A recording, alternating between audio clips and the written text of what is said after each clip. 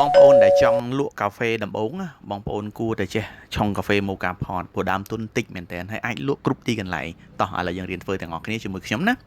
បងប្អូនដែលមានចម្ងល់ទាក់ទងនឹងការបើកអាជីវកម្មកាហ្វេឬក៏ចង់លក់កាហ្វេបងប្អូនអាចតាក់ទង Telegram ខាងក្រោមគឺ095 71 45និង11ខាងយើងខ្ញុំគឺមានប្រឹក្សាយោបល់ដោយឥតគិតថ្លៃចេះឆុងកាហ្វេជាមួយនឹងកំសៀវម៉ូកាផតនេះបងប្អូនយើងអាចលក់កាហ្វេនៅទីណាក៏បានដែរហើយអ្វីដែលកាន់ពិសេសដើមទុនតិចទៀតតោះឥឡូវបងប្អូនយើងរៀនអស់គ្នាជាដំបូងយើងត្រូវការគ្រាប់កាហ្វេបងប្អូនយើងចាក់ចូលនៅក្នុងឧបករណ៍កិនយ៉ាងមកប៉ុន្តែកន្លែងហ្នឹងបងប្អូនកុំកិនម៉ត់ពេកកិនរៀងគ្រើមតិចមកណាព្រោះកាលណាម៉ត់ពេកដល់ពេលយើងឆុងកាហ្វេទៅអាចធ្វើកាហ្វេឆ្ងៀមបាទឥឡូវបន្ទាប់ពីយើងកិនហើយ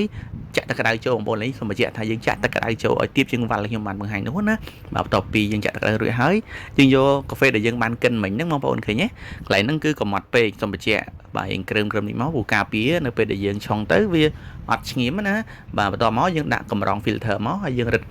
កំសៀវនឹងអណែនចូលគ្នាកន្លែងហ្នឹងរឹតអណែនបងប្អូនកណ្ដាលដល់ពេលរឹតអណែនវាអាចចំហាយចេញមកគឺទឹកកាហ្វេចេញមកអត់ល្អទេបន្ទាប់ពីយើងកំពុងដាំទឹកកសៀវនឹងហើយយើង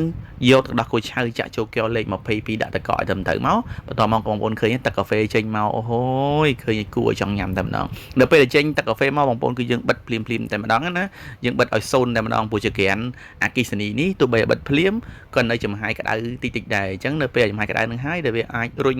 កាហ្វេរបស់យើងឲ្យនៅមកទៀតបានណាឥឡូវប៉ុណ្ណឹងបានហើយយើងយកទឹកកាហ្វេហ្នឹង